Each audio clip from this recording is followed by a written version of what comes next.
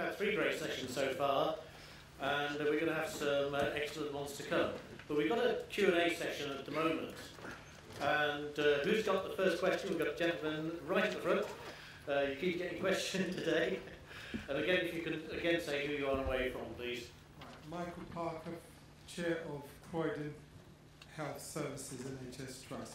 Can I say, it's one of my complaints, that I've done some of this before, about Lean, is that one, there is a confusion that administrators and managers are not leaders. And there's a presumption just because you're in a post, because you may have political patronage, all of a sudden that makes you a great manager and a great leader. It doesn't. And that presumption also misses out on the problem that Lean, well, it's not 150 years old, it was really a post-World War II thing in Japan, I thought, and it failed at the end of the 20th century. So something that's brought a flat line in production in Japan is what we are using to produce what we think is growth. And I think one of the problems was Lean was adapted to be the sort of Hawthorne scientific management, which does look like cost cutting, because we're not getting the cultural bit, we're just getting the time and motion side. So get comments. There are a number of points there. A certain scepticism that an implication that Lean perhaps is out of date and almost failed. But Lean is very much focused on cost cutting rather than anything else. I think in a sense, speakers have already commented on that, but just if we can have some very quick views. I think Lean is primarily a lead time reduction methodology. So all the tools are just about trying to respond to customer requests and deliver those customer requests in as quick a time as possible. So Taiichi Ohno said, it's my job to turn raw materials into cash into the quickest amount of time that I possibly can, so that generates money for the business. So actually, when you apply that lead time compression approach, what you do is you actually free a lot of capacity, so that you can grow. Now, how public sector's using it is that the capacity's gone, so they're using the same ideas to be able to step up and deliver a service within that smaller capacity.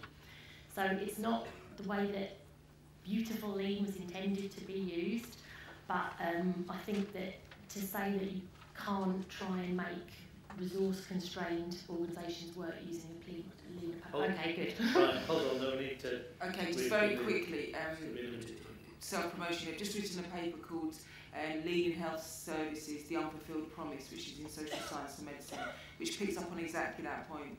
The true Lean, the Taiichi Ohno Lean, which wasn't Lean, of course, it was a total production system. There's some critical assumptions, and one of them is you create capacity, release capacity to grow the business. What we've seen in public services is in fact that capacity is then taken away. So I talk about the notion of Lean being context dependent. It is context dependent, which is why I joke about it being fried bananas. So I think the more we get hung up on the name Lean, the more we get distracted by really what we're trying to do. And what we are really trying to do as public servants, all of us, most of us in this room, is we're trying to deliver the right service at the right time in the right way to the citizen.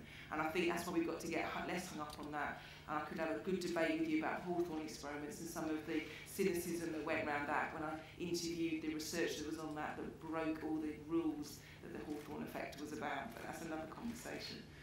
Right, Cameron. I think it was well answered from the other two, so I really have a lot to add, I guess. Lean for me is just a collection of wisdom that you can probably trace back to, Taylor and Ford and all the champions of manufacturing.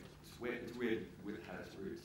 Lean in its present form, as we understand it today, the word Lean even is a very recent addition. So that didn't even happen at the end of the First World War. It's more happened in the 90s if we're going to get technical and precise about it. But look, it's a concept. It's a philosophy. It's a way of doing things that's just different. Here's a little fact for the day. Taiichi Ohno was actually one of the first chairmen of the Taylor Society. There's a little fact for you. Okay, we can talk for ages about how long Lean's been in existence, and I can tell you, just take my word for it, that actually the Roman army 2,000 years ago operated some Lean principles. So I guess what happened after the Second World War is that some academics suddenly realised there's a way of making money out of it. I like that you said academics and not consultants. So those academics are consultants now, that's the funny thing. Yes. Well, I was going to say, it took consultants another 20 years to figure out what those are. But anyway, another gentleman, please. Say who are you from? My name's Ola. I'm from Barnet Procurement. From, sorry? Barnet Procurement. Barnet, yeah. Council. A couple of things, really. You mentioned emotion earlier, Zoe, and I've just got a bit of an issue with having emotion in lean, and does that really square with the whole idea of having a lean process? Emotion will obviously increase the uncertainty. How does that square? How much emotion is good emotion, really? And the other thing is, I've just done a thesis on lean procurement as well, and I often found that one of the things I found was that all of the stakeholders that you mentioned they would rarely have the same sort of objectives. How are those sort of squared as well? Okay, I think that's a useful point. If we perhaps take the point as the issue is, do all stakeholders have the same objectives? Just a bit very quickly about this, there's a whole set of writing around the notion of emotional mapping. And the concept behind that, where it was developed actually was it first came about in the banking industry when it was quite horrendous. It was about when you close down the account of a deceased person is where it first was developed, which is a highly emotional process. And it was just, rather than just process map the steps that took place when you had to close down an account of a deceased, it was actually how it felt through the process. And it wasn't until they added that emotional layer on did the people working in that process, delivering that service, understood some of the issues around it, so therefore had to take it much, in a much different way. I've used it within the health service, and it was extremely powerful when you start to talk about how it actually felt for the patient at that point, rather than the procedure they were going through. So yes, it is a bit controversial, but it is very powerful about putting yourself, to use that phrase, in the shoes of the person that you're become part of. In terms of multiple stakeholders, that's why I talk about the notion of creating value. Because we are in an environment much more so. The bottom line is, in private sector, there is one driver and one driver only, and that is profit. So therefore, it's much easier to define what is meant by value. When we're working in a multiple stakeholder environment, that at the end of the day, what we have to actually do is we have to actually understand there's various stakeholder needs, which is why I talk about creating value. I saw a gentleman shaking his head when I said about profit. You can try and, I'm not saying that nothing else is irrelevant, but at the end of the day, in private sector, often it is about making that money. I'm not saying you get how you do it on the way, you don't consider stakeholders, but that is a fundamental driver. Whereas in public services, there's often multiple different drivers for what we need to do, and we have to consider that. I would just add that the emotional mapping is actually can go a little bit further than just looking at the emotional state. It can be used to look at the moments of truth in a process. So when your customer or consumer is engaging with you in the process, where are they really happy doing that? Where are they really unimpressed with you because they're doing that? Where are they a bit agnostic and would rather not? So actually looking at the moments of truth can be really useful as well. Okay, Sarah, we'll take one more. I think there's one more question, and if you could ask the question in about 10 seconds, and we can have a very quick reply. So no statement this time, just a very, very succinct question. My turn from Oakland Consulting, particularly a question to Zoe. Zoe, I can't quite quote you specifically, but you said something like, we don't necessarily know whether lean has particularly delivered on quality, and we're working on it. I'd be quite interested to know what's behind that and what you're doing. Well, very quick answer from the three of you. Obviously, I know Oakland Consulting. I absolutely believe, as you do, that quality should drive everything we do. What I'm talking about is, I apologise, I was talking about, I'm a qualitative researcher. Everything I've said today is based around the research that I've carried out in numerous organisations, many which are sitting in the room through hundreds of interviews.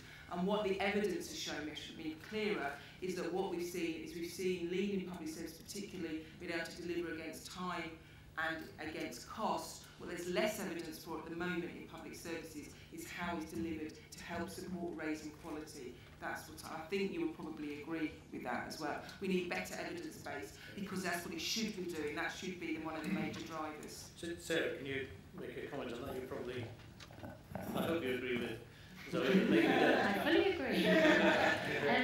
I think it's just Sometimes I know there's a lot said about the culture and the need for leadership, not just at the top exec, but local leaders, team leaders. But actually, something that I really am increasingly exploring is how the tools actually help to create that culture. So the idea of Andon, where you've got a sign saying that there's a quality problem, actually helps to generate a quality focused culture. So I just think maybe, you know, I've been looking at Lean now for 8 years, and you sort of see waves of movement and what's trendy at the moment, and definitely there's been an increasing trendiness for the cultural, softer side of it. But actually, you know, I think it's about looking back at some of the tools, the pokey-okey devices, which can actually help to build quality within our systems. Okay, the final word. Yep, come. Yeah, I would just add that as all good researchers should, they focus on data, and it's very, quantitative data is really easy to make finite decisions on. There's lots of data around about it. It's very black and white. It's very binary. It's very yes and no. You did 20 of these when you should have done 21. Quality is a much grey area. It's qualitative data. So there isn't as much data around it, and it's much more difficult to compare apples with apples, because actually quality means so many different things to so many different people, and it's measured in so many different ways. And I think, you know, the real arbiter of quality is the end user, isn't it? So yeah. When we talk to them, and I always talk about talking to customers as offering organisations the opportunity to shine a light of simplicity. Because often, you know, in a hospital, people want to know that they're healthy or whether they're ill and what's going to happen to them. So once you realise what they care about, actually that shines that light of simplicity on the complex situation that often you find. Okay, well, thank you very much. I think we've had a superb session from all of the speakers this morning and the panel. Can we please give them a round of applause?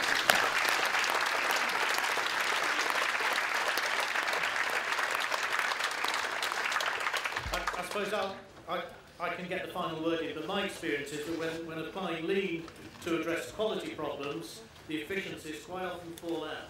So I think that's worth bearing in mind. We've now got the masterclasses. We've got some really excellent masterclasses.